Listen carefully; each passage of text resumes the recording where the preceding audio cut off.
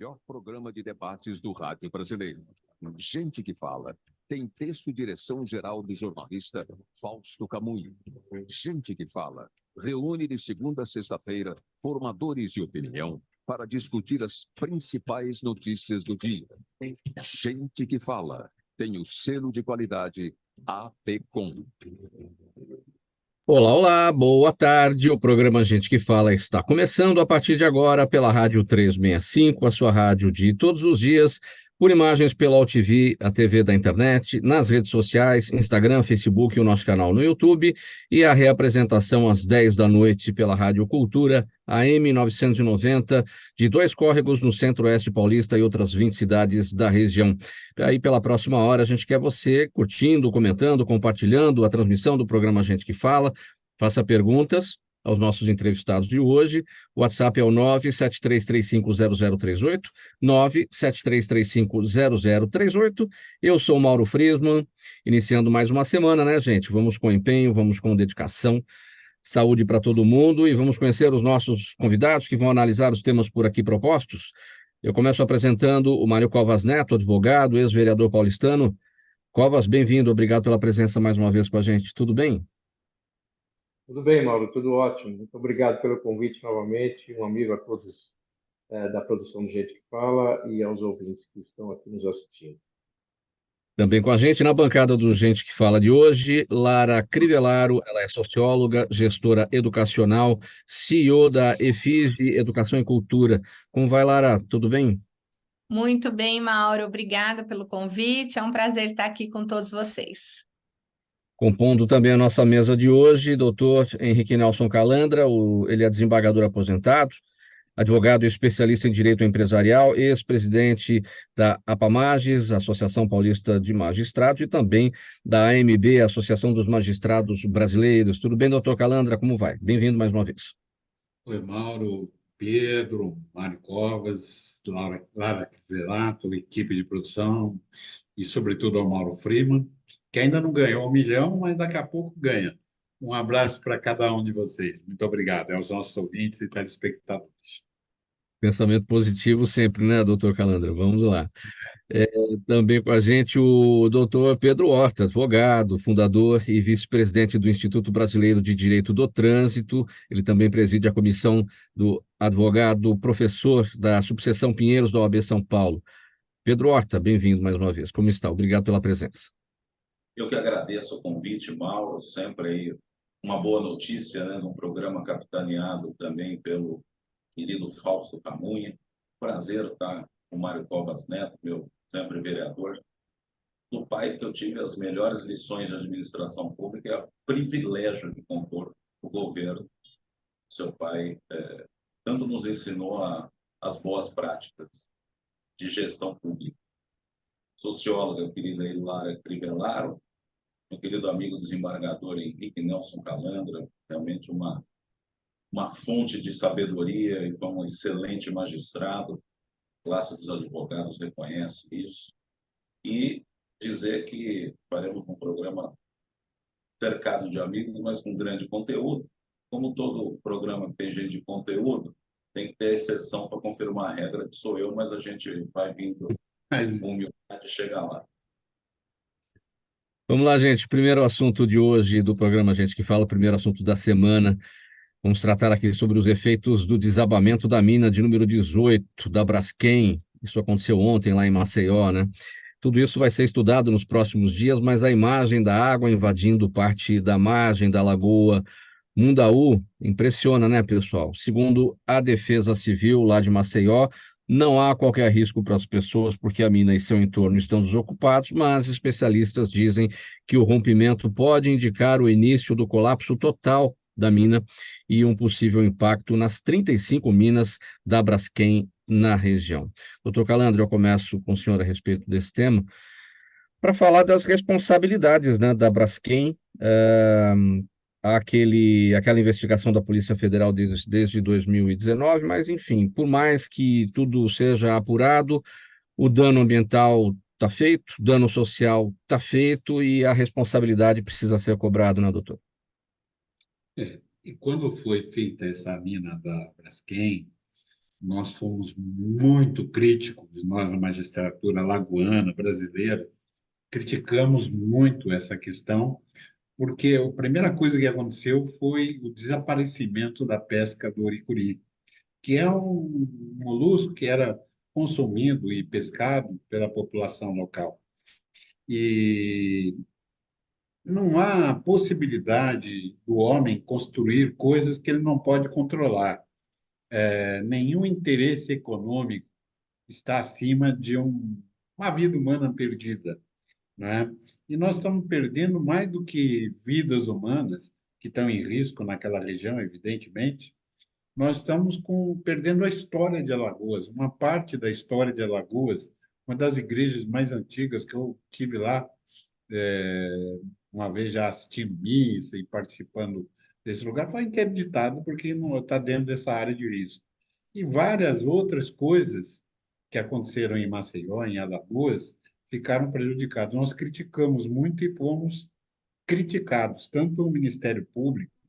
Naquela época, nós trabalhávamos muito com o Código de Defesa do Consumidor e com as regras, embargamos uma partida de carne, eu e o Geraldo Filomeno, que vieram, eu deferi, ele como promotor requeriu, que veio da Rússia, contaminado por energia nuclear.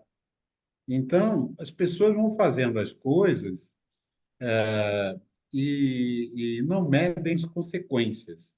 O benefício econômico de uma mina, de uma prospecção qualquer, é evidente.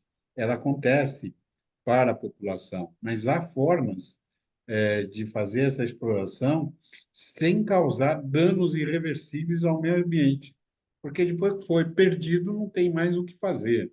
E a Braskem tem assumido toda a responsabilidade. Está aqui o Mário Covas Filho, eu não sei se ele é engenheiro, que nem o pai dele, mas eu, eu era, eu era muito ligado a ele, nós discutimos muito fórmulas matemáticas, porque ele mandou parcelar precatórios, e só ele, que era primeiro aluno da engenharia, sabia. O pessoal da contadoria da prefeitura não entendia nada disso, ficavam completamente loucos, né? E aí eu falei, bom, vocês querem bancar engenheiro, vão lá estudar no lugar do prefeito, do governador, vão fazer engenharia. Mas vocês não são engenheiros. A fórmula que ele desenvolveu era uma fórmula que só engenheiro entendia. Então, quando nós falamos de uma prospecção como essa do Braskem, eu vou ser muito rápido para evitar me alongar. O engenheiro que assina um laudo ou assina um projeto desse e tem outras coisas que hoje em dia têm que serem participadas e tem que participar obrigatoriamente. Eu vejo aqui a Lara Crivellaro, que também está conosco participando dessa mesa de conversa, e o sociólogo tem que ser chamado, né? Aqueles que participam, eu cheguei em Buritama como juiz de primeiro grau, e foi fechada a usina de Nova Vanhandava. Aquilo mudou completamente a vida na região. Num lugar que tinha poucos habitantes, de uma hora para outra tinha 50 mil habitantes. O juiz era eu. Então, matavam gente, aconteceu o diabo no fechamento daquela barragem, e nós tivemos que suportar tudo isso. Então, não é só o engenheiro dizer que está bom, precisa o sociólogo, o ambientalista também dizerem que está bom. Nada justifica fazer o que fizeram na BR-116, onde milhares de pessoas foram mortas em acidentes porque não construíam a pista adicional, dizendo que ali tinha uma família de primatas que tinham que ser preservados. Existem várias maneiras de preservar os primatas sem matar mais de 10 mil pessoas. Eu mesmo, numa viagem que fiz ao Vale da Ribeira, numa dessas curvas, havia uma população ali que vivia naquele entorno e jogava um óleo na pista, você caía no abismo. E então sofri um acidente nesse ambiente. Então, eu queria deixar claro aos nossos ouvintes que não somos contra o progresso, não somos contra a mineração, e a responsabilidade sempre vem bater nas costas do juiz, porque qualquer controvérsia que surge, e houve, no caso da Braskem, essa controvérsia, ela veio ao o Poder Judiciário muitas vezes disse não, e disseram os engenheiros que tudo estava precavido, preservado e tal, tal, tal, e o resultado está aí. Alguém errou naquilo que assinou. Mário Covas Neto, ainda nesse ponto, a apuração das responsabilidades, até porque temos Mariana, temos Brumadinho, enfim, estamos com outros episódios semelhantes, né? Essa é uma coisa que chama muita atenção, né? A gente, de tempos em tempos, tem um desastre grande, de grandes mineradoras, de grandes empresas que manipulam o subsolo, e aparentemente a gente se sente absolutamente desprotegido, porque, enfim, não entendemos, nós, urbanos aqui, não entendemos absolutamente nada disso. E parece que a fiscalização, que aí sim, competência do poder público, ela deixa a desejar, porque, enfim, acaba acontecendo tragédias e que ocorre perda de vidas, desastre do ponto de vista ambiental, econômico. Enfim, acho que está na hora da gente tomar, independentemente desta coisa lá recente de Maceió, da gente verificar o que de fato o poder público está fazendo para evitar esse tipo de coisa. Quer dizer, não está me parecendo que há uma certa negligência em relação a essa coisa. Não é possível você imaginar que numa cidade, de repente, ela comece a afundar porque tem escavações acontecendo pelo subsolo e parece que sem controle, não é? Então, eu fico bastante preocupado e espero que as coisas lá se resolvam da melhor forma possível e que não haja mais vítimas desse desastre todo, né? Horrível. Pedro Horta, sua análise sobre os acontecimentos em Maceió. Na verdade, agora é correr, o cachorro correr atrás do rabo, né? Porque essa caverna de extração de sal, há décadas ela já vem sendo alertado por engenheiros. Seguramente faltou uma falta de pulso de governo, que se tivéssemos um engenheiro como o pai do nosso Mário Covas já teria mandado fechar, seguramente. Por quê? Só foi uma tragédia anunciada. As empresas, elas vêm com os laudos, o governo não tem como fazer um gerenciamento de tudo isso, até por falta de mão de obra.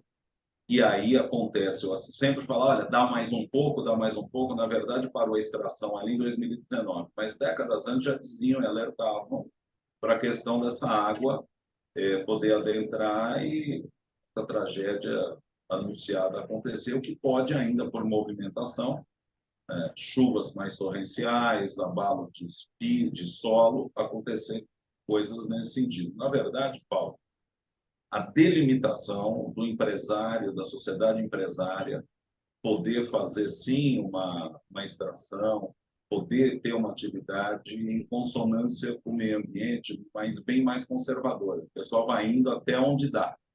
E aí, tecnicamente, laudo aceita tudo, e tem gente que arrisca a profissão fazendo um laudo cheio de estudos, mas tem uma variável que o tecnicismo tem que estar e ser precavido num laudo conservador, que é as constantes mudanças climáticas que se tem no nosso país, feitas até por um manuseio errôneo de vários ecossistemas pelo ser humano. E aí acontece o que aconteceu com São Paulo, chuvas que saem do planejamento total, uma chuva que deixou um grande trecho da cidade sem iluminação pública, com alagamento, perdas de casas de São Paulo, né?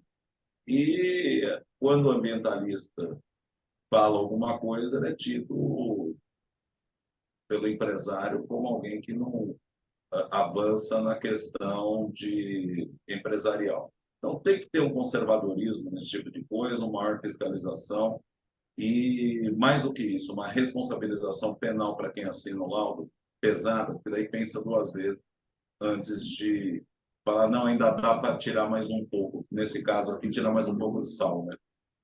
Sim. Lara Crivellaro, sua percepção sobre esse tema, o desabamento Mauro, lá. eu acho que nós estamos vivendo um momento bastante complicado de falta de governo, falta de políticas públicas de forma geral. Eu entendo que nós temos aí uma época em que não se olha mais para o todo, só se olha partes e começa a se defender um lado ou outro lado. Então, isso tem sido muito agravado nos últimos tempos, considerando também a crise climática. Eu acho que as pessoas, no fim das contas, nada acontece. Então, como não se tem uma punidade mais severa, é, quem paga o pato é quem menos poderia pagar, né? As pessoas, elas hoje se desconsidera a cultura dessas pessoas, a vida, a história de vida dessas pessoas, o local onde elas construíram suas histórias.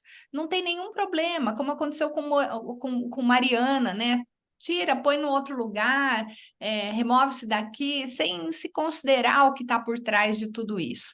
Então, eu acho lamentável, adoraria que politicamente nós tivéssemos políticos mais responsáveis, que conversassem mais, que não tem problema ser oposição.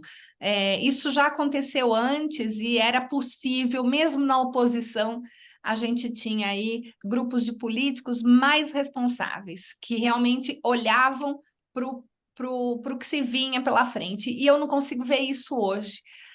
Eu acho que a gente está aí muito carente de pessoas responsáveis, definindo as políticas públicas, definindo os projetos, todos que envolvem engenharia desse país de forma geral, e colocando o bem público acima dos bens pessoais. E é isso que eu gostaria que a gente pudesse, nos próximos anos, ter um pouco mais de consciência para fazer as escolhas e pensar, porque isso tudo é resultado do descaso que a gente vem vivendo e não será o último, né? Cada pouco tem um desastre natural, diferente, mas que não é bem natural, né? Que foi provocado pela mão humana. Então, acho que faltam mais projetos, pensando um pouco mais na população de forma geral. Esse é mais um resultado aí do que nós temos.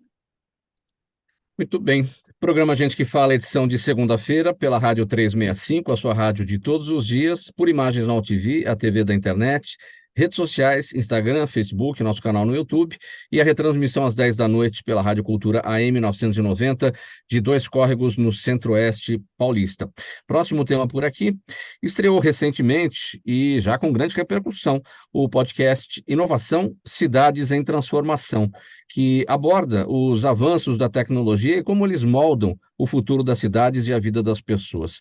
Capitaneado por Mário Covas Neto e Dino Dutra, o último episódio trouxe um bate-papo com o Fabrício Daniel. Ele é especialista em inovações logísticas, que trouxe uma proposta revolucionária para o transporte de cargas de Porto de Santos, baseada em tecnologia de ponta e que pode reduzir os custos, o tempo e o impacto ambiental do escoamento de mercadorias.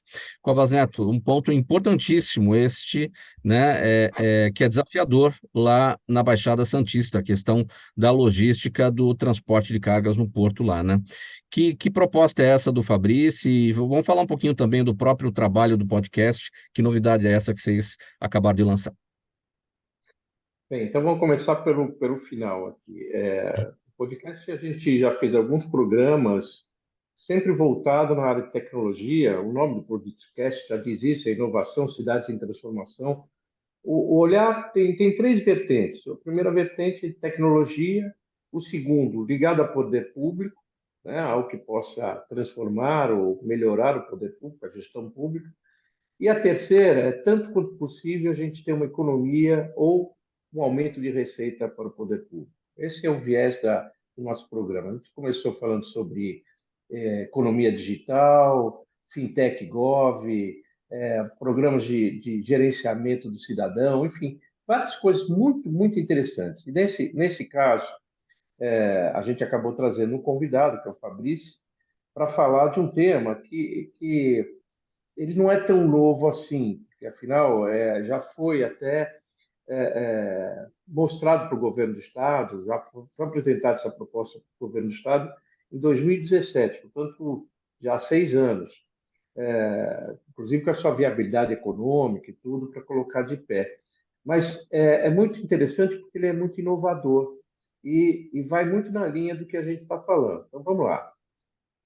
Como se sabe lá, nós estamos em São Paulo, que tem 35% do PIB nacional. Grande parte da produção ela é escoada pelo Porto de Santos, né?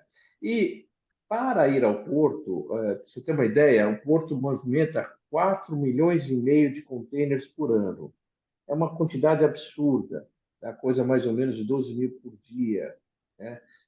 Isso é transportado hoje basicamente ou 100% por caminhões que descem a serra pelo sistema Imigrantes Anchieta, mais pela Anchieta do que pela Imigrantes, até porque a Imigrantes tem uma inclinação de rampa que os caminhões têm dificuldade de suportar.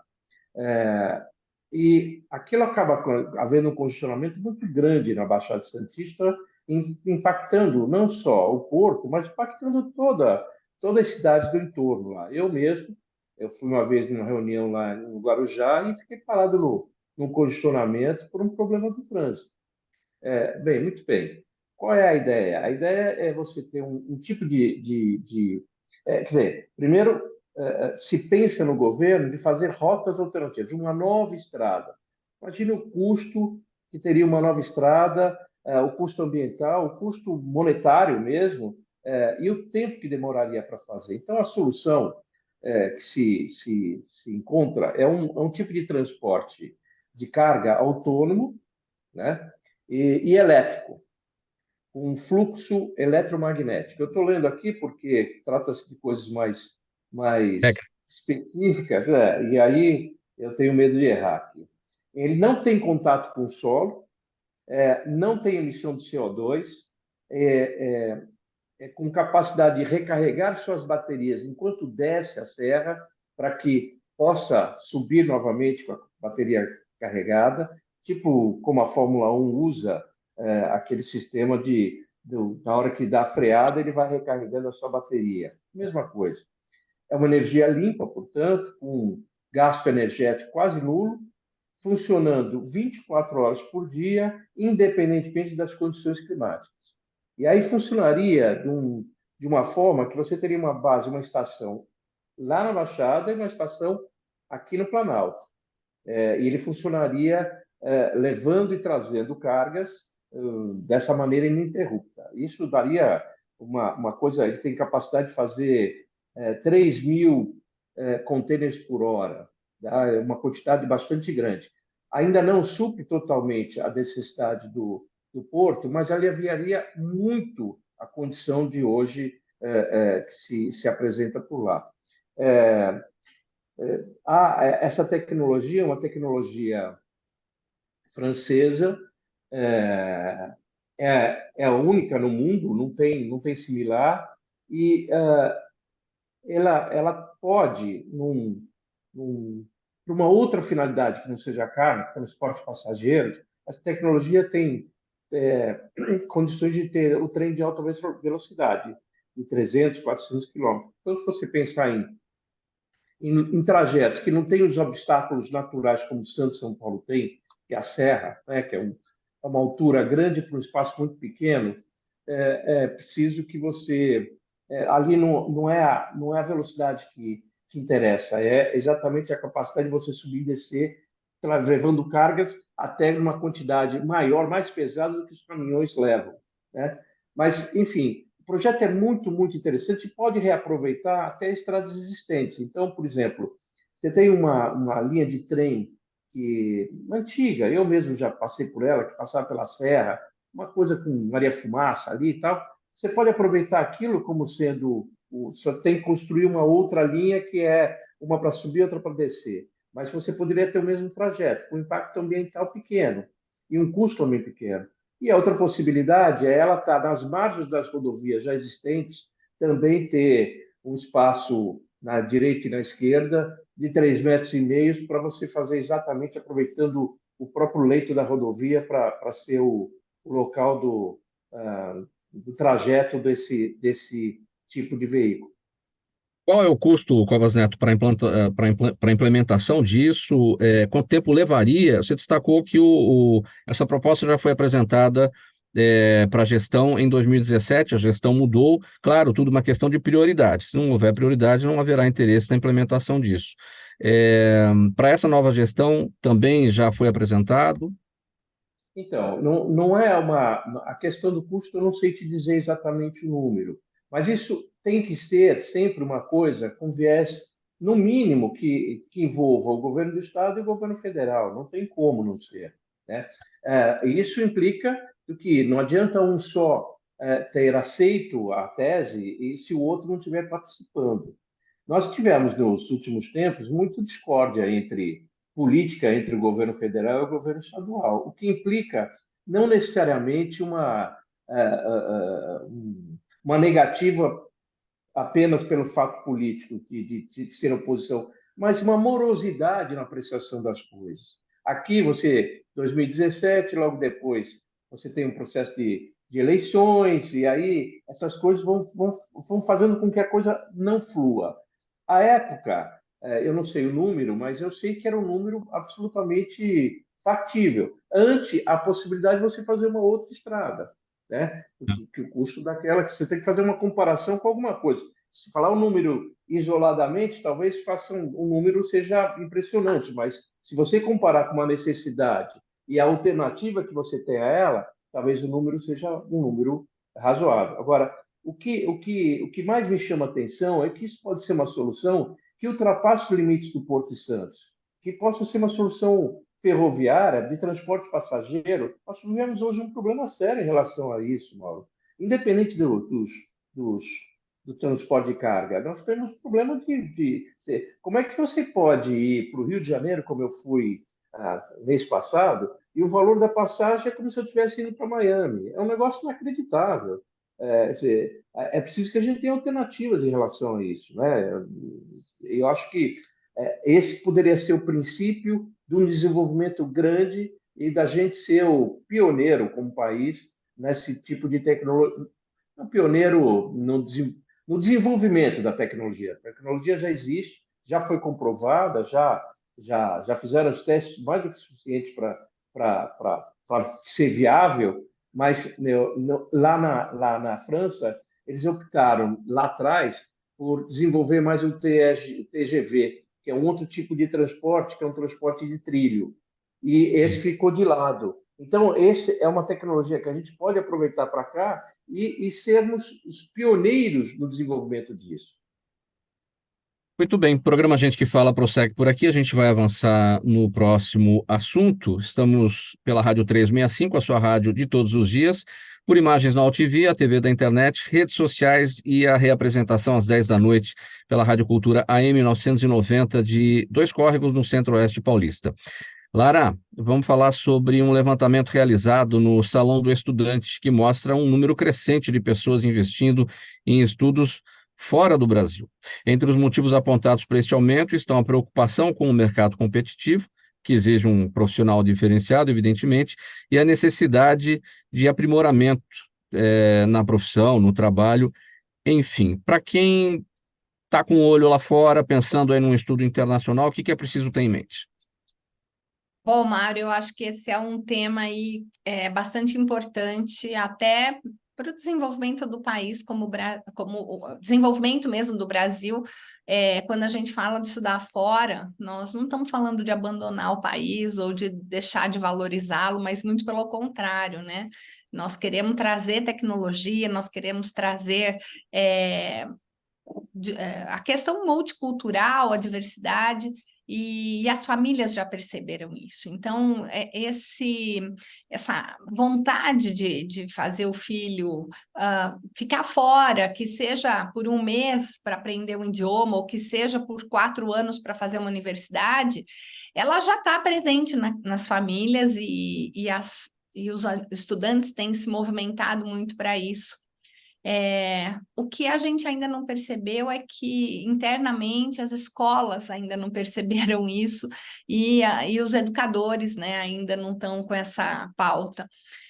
Acho que o inglês ele é fundamental, não adianta a gente negar, né, mas falar bem o inglês é ser um cidadão global, é você conseguir se comunicar com outros, entender a cultura, a sua própria cultura. Quando você sai do país, você consegue se distanciar e você, conhecendo a cultura do outro, valoriza mais a sua própria cultura.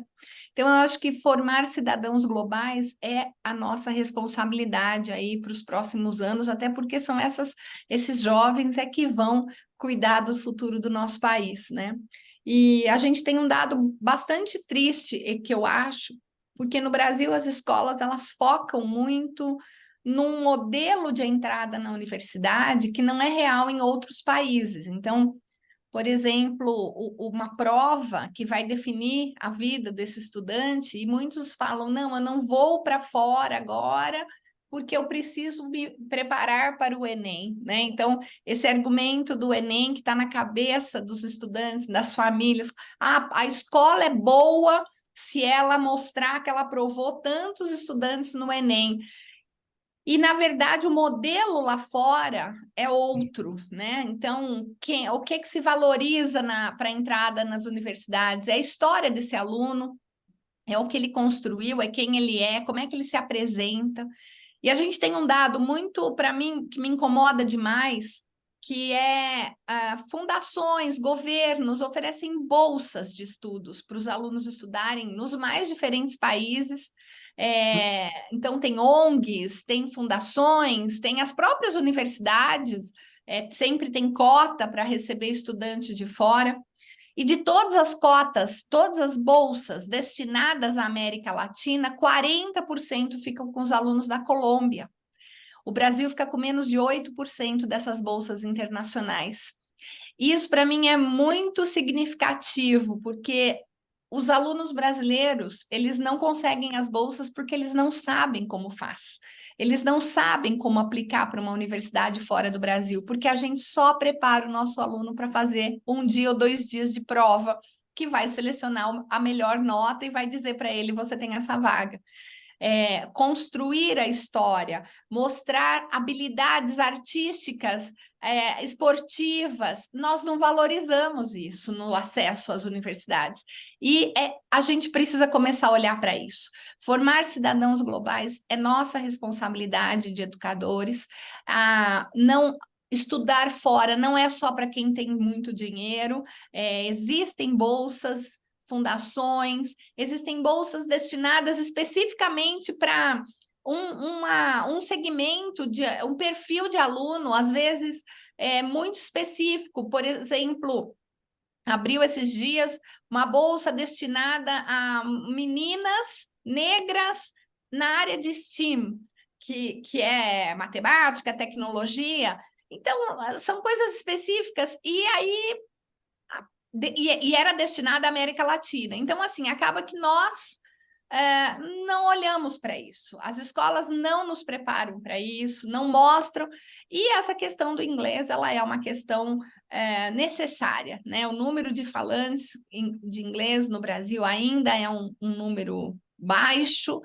Como país, nós temos que melhorar isso. Nem o espanhol, né? A gente tem um número muito grande, estamos aqui cercados por países de língua espanhola.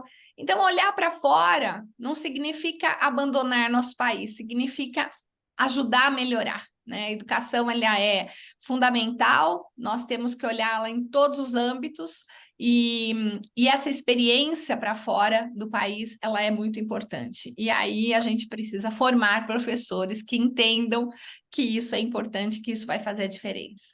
Passa por mudança de cultura, não é, Lara? Essa questão da formação de profissionais globais, né? Acho que esse é o termo, profissionais globais. Agora, se a gente tem aqui já essa dificuldade do ensino fundamental, tem tanta carência lá embaixo, lá na ponta, lá no começo, o que é prioridade? O que a gente pode fazer primeiro se a gente tem tanta dificuldade lá na porta de entrada? Mas aí que tá, eu acho que a forma como olha, quando a gente fala em educação internacional, a gente costuma falar do inglês porque ele é o mais, digamos, hoje é quando você quer se comunicar com qualquer lugar do mundo ou qualquer outro cidadão do mundo, a língua franca é a língua inglês.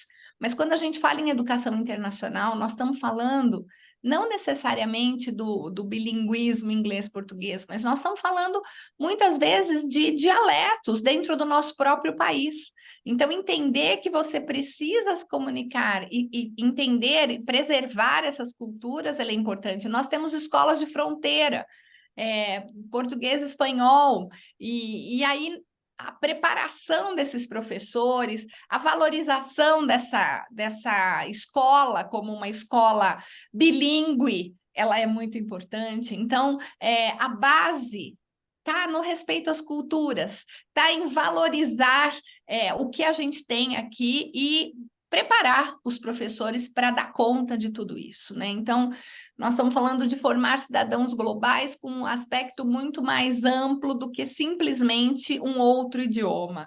É a questão da diversidade, a questão da cultura, e aí, de novo, o que eu comentei no quadro anterior, né? É a questão política pública, é olhar para a educação como algo que precisa se valorizar nesse país. Muito bem, o programa Gente que Fala vai dar uma paradinha agora, breve para o nosso intervalo, mensagem do nosso apoiador, você acompanha aí, e na sequência a gente vai mudar de assunto, nós vamos falar um pouquinho sobre uma pesquisa que trata do desempenho do Supremo Tribunal Federal. É rapidinho, a gente já volta depois do intervalo. Toda ação estratégica de sucesso tem um componente fundamental, um instituto de pesquisas ético, rápido e preciso. Afinal, é ele que vai fornecer informação confiável, sem achismos e palpites. E isso, numa época de mudanças rápidas e repentinas, é fator crítico de sucesso. A Orbis é um instituto de pesquisas que une precisão e confiabilidade estatística com a mais alta tecnologia de pesquisas do mercado. Tem inteligência artificial, robótica, big data, entre outros recursos, para que você tenha uma informação correta, confiável, com o menor custo e no menor tempo possível. Na sua próxima ação, seja ela corporativa ou política, comece pela Orbis, porque com a informação correta você vai mais longe, mais rápido e com mais segurança. A gente que fala por aqui pela Rádio 365, a sua rádio de todos os dias, pela UTV, a TV da internet, pelas redes sociais, Instagram, Facebook, nosso canal no YouTube. À noite a reapresentação pela Rádio Cultura AM 990, de Dois Córregos, no Centro-Oeste Paulista e para 20 cidades daquela região. Próximo assunto aqui que a gente vai tratar no programa Gente que Fala, o ano de polêmicas e atritos com o Congresso parece ter cobrado um preço para a imagem do Supremo Tribunal Federal. A desaprovação do trabalho dos juízes da Alta Corte subiu de 31% para 38%, enquanto a aprovação caiu de 31% para 27%. Críticos do STF apontam ativismo em decisões e excesso em decisões relativas aos que se colocam contrários aos métodos do tribunal, no caso das fake news e no processo dos atos antidemocráticos. Doutor Calandra, seu entendimento sobre essa pesquisa, esses percentuais surpreendem de alguma maneira, não? Não, eu acho que na medida em que ocorre uma crise e o Poder Executivo, ao invés de resolver a crise, joga a crise no colo do Supremo e o Legislativo do mesmo modo, né?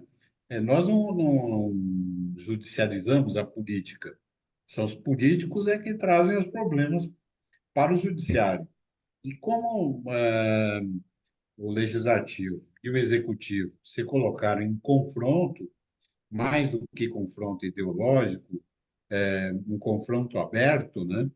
E acabaram nos envolvendo, falando que o nosso sistema de votação é um sistema fraudado e falaram um monte de mentiras sobre o Supremo. E quando houve esse infeliz episódio de 8 de janeiro, fruto da omissão de quem era responsável por isso. Eu fui juiz e presidente da Associação dos Magistrados do Brasil. Eu morei muitos anos em Brasília, porque atuava diretamente junto ao Senado, à Câmara e ao Poder Executivo. Trabalhei com orçamento da União, que é uma coisa extremamente complexa.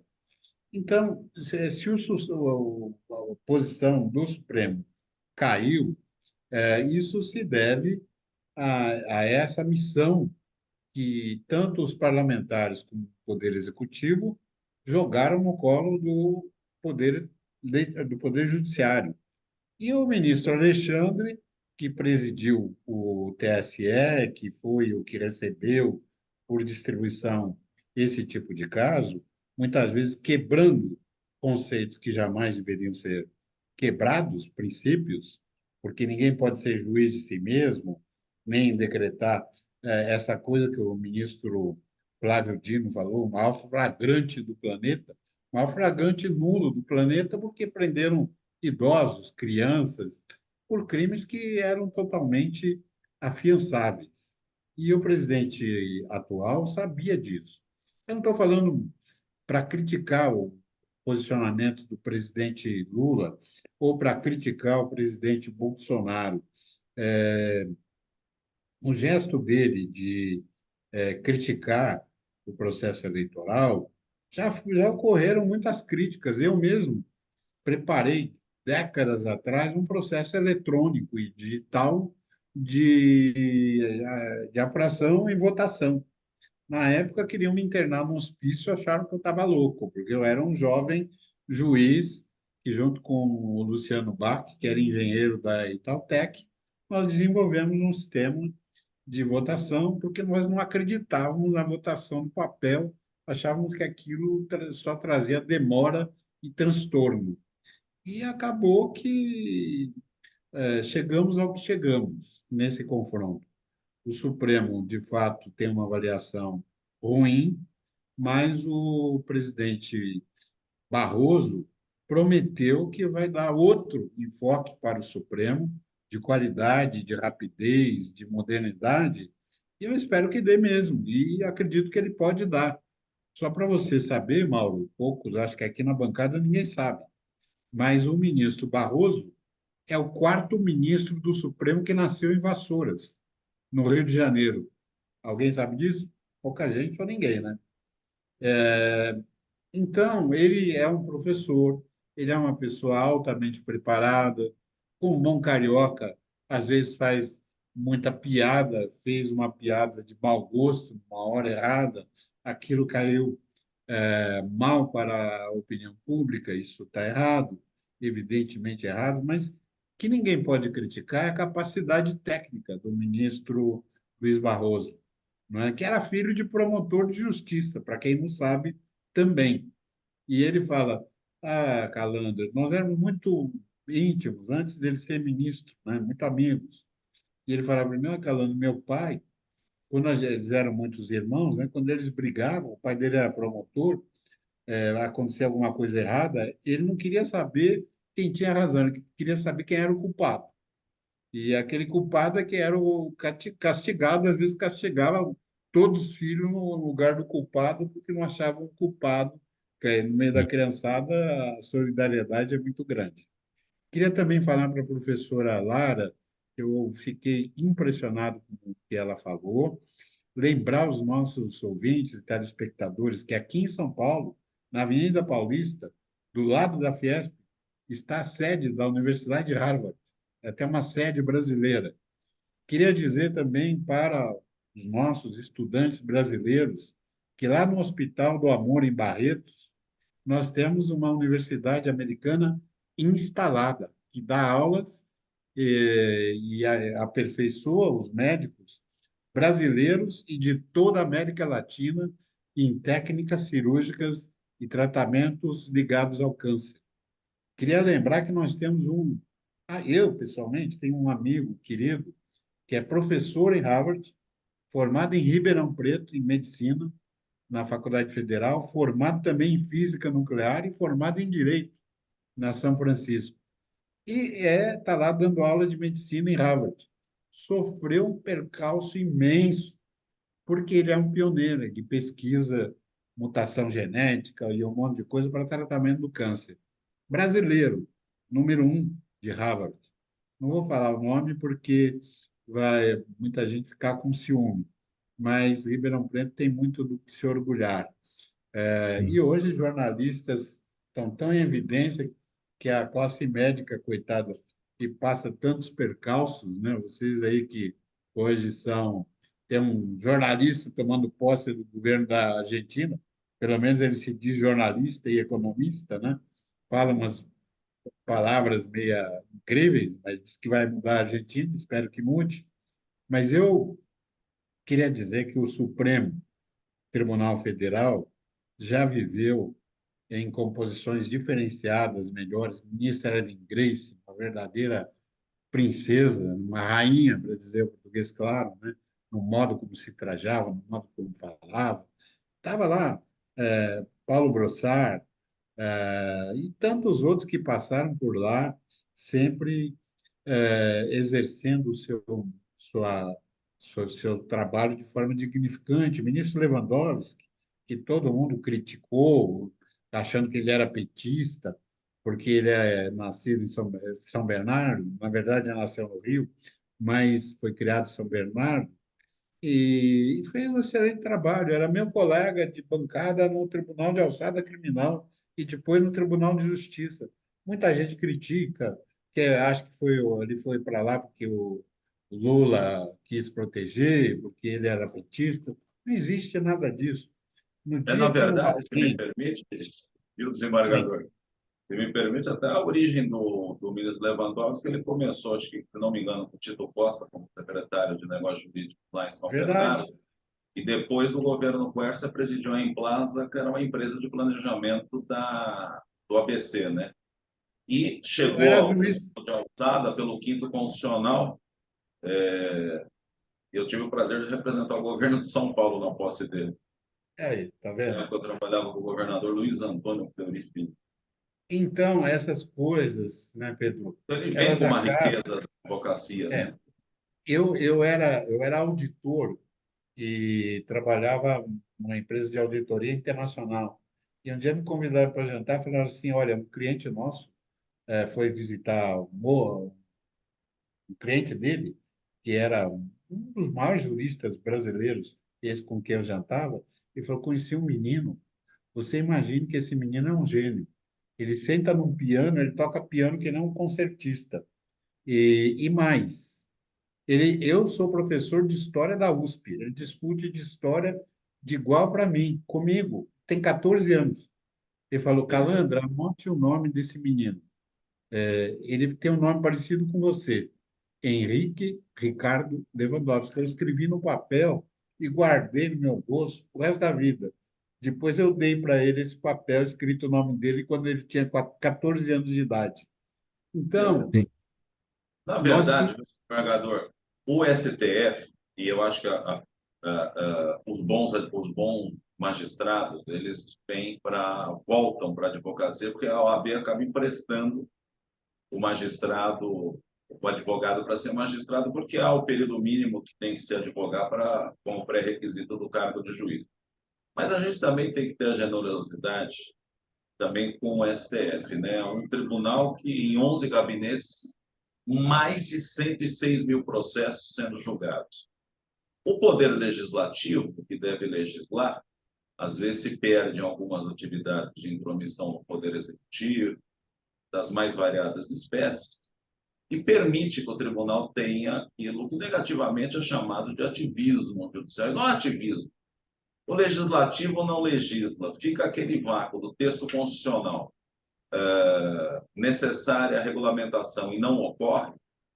Veja, por exemplo, na questão da aposentadoria dos servidores públicos, que tem os estatutos próprios, como polícia, como alguns cargos. Se tivesse legislada a regulamentação, não existiria o mandado de injunção. O que é isso? Que dá efeito ativo só para aquela parte que questiona e vai por simetria à CLT.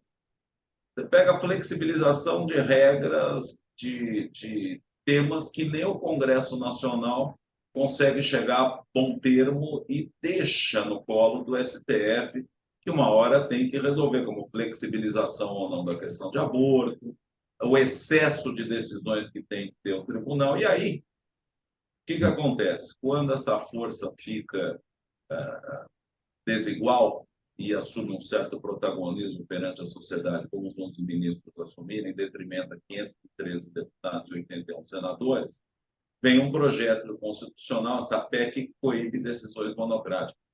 E o STF, ano passado, já estava coibindo, através de um projeto, inclusive do não ficar nos gabinetes por muito tempo e levando a julgamento depois, automaticamente, depois de um certo prazo que estava em gabinete de ministro de STF. Lógico, como tudo novo, interpretações legais, escolas legais, a divisão de cada um, por exemplo, o ministro Gilmar Mendes vem de uma escola alemã e trouxe grandes contribuições. As ações do controle concentrado vêm da mão dele, ainda como advogado-geral da União.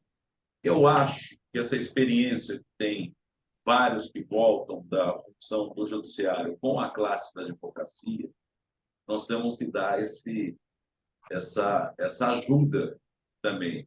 E levar em consideração que nós temos hoje na presidência da Corte o ministro Barroso, como bem lembraste, filho de promotor, é um advogado militante há quase 5 décadas, foi um advogado militante 4 décadas, com um blend de ter sido procurador do Estado do Rio de Janeiro, que nada mais é do que um advogado público, né? Mas numa época em que não havia dedicação exclusiva à profissão. Então, você podia ser advogado privado, desde que não conflitasse com a atividade de procurador do Estado. Este blend de advocacia pública que ele tem, advocacia privada, e a soma do que nós não podemos nos eximir a classe dos advogados, nós podemos chegar num bom termo, não só de ser aquele mecanismo de freio de arrumação do poder legislativo com o poder judiciário supremo, que é a Corte, que interpreta a lei maior do nosso país.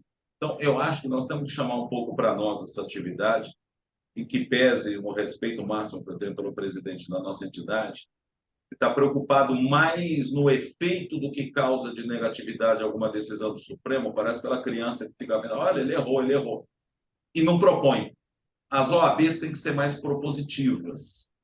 Eu acho que isso é que falta, inclusive na questão de prerrogativa profissional, mas isso é um outro capítulo. Mas se trouxéssemos um freio, um sistema de pesos e contrapesos com participação da OAB mediando tudo isso, tendo a sua função correta institucional, eu tenho a firme convicção que a gente melhora a situação do Poder Judiciário na sua entrega e do Legislativo também.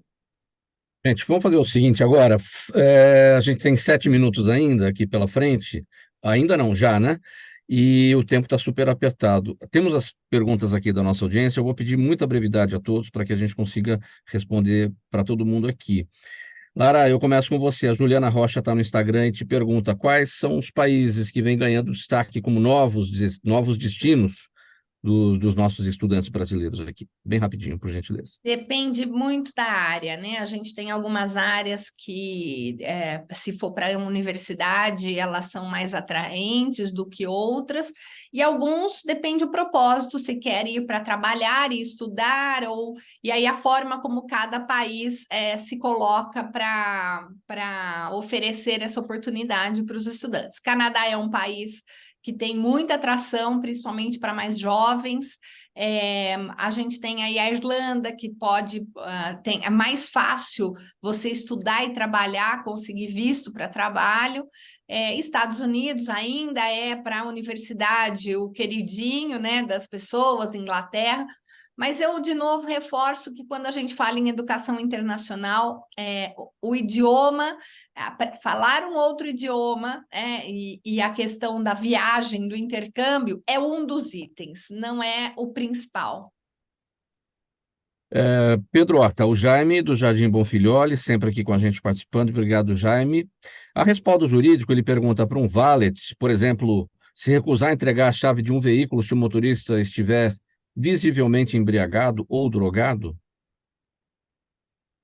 Eu acho, porque você sabe que todos nós, numa flagrância de crime, você pode até por interpretação extensiva e até pela incolumidade pública, ele retém chamar a autoridade policial pela flagrância, eu acho que é até um bom papel para a sociedade, né?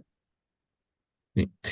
Covas Neto, a Daniela Neves no YouTube te pergunta: mobilidade é o ponto principal de uma cidade inteligente? Não, o ponto principal de uma cidade inteligente é ela conseguir ter toda a tecnologia que ela tem adquirida, que elas possam se conversar. E além de se conversar, de você fazer análises e a partir das análises você buscar as soluções possíveis. Então isso, claro que a mobilidade é uma coisa que chama mais atenção e certamente é uma coisa muito útil. Mas isso vale para uma série de coisas. Você pega iniciativas, por exemplo, iniciativas de ajuda financeira ou ajuda de qualquer tipo, uma coisa social, né? Todas as ajudas sociais que se tem, desde de vale aluguel, ou vale transporte, ou vale qualquer coisa, é, vale leite. Você tem uma série de iniciativas, mesmo na coisa de habitação popular, você tem iniciativas municipais, estaduais e nacionais que não se conversam entre si. Também o banco de dados de uma própria prefeitura, de São Paulo, o banco de dados da Secretaria de Justiça não, da Fazenda, não conversa com a de Educação, como não conversa de transporte, o que implica no seguinte: se você não tiver isso integrado, você não conhece nem quem são as pessoas que são beneficiárias. Você não sabe quem são e qual a extensão do benefício que ela está tendo. E se você não tem isso, de uma forma geral, você distribui mal o recurso que você tem. Se você tivesse mais clareza, você pode alocar mais recursos onde de fato precisa. Às vezes tem alguém ganhando. Volta e meia a gente vê isso. Uma lista, o Bolsa Família foi descoberto centenas ou milhares de pessoas que recebiam sem ter as condições para receber. Não preenchiam aqueles requisitos para receber e recebiam. Por quê? Porque a aferição disso é muito mal feita. Então, tecnologia, cidade inteligente, é você aproveitar as informações todas, conversar e se planejar a partir daí. Pergunta última aqui para o doutor Calandra, desembargador. Olha, o Paulo César Santos está no Facebook.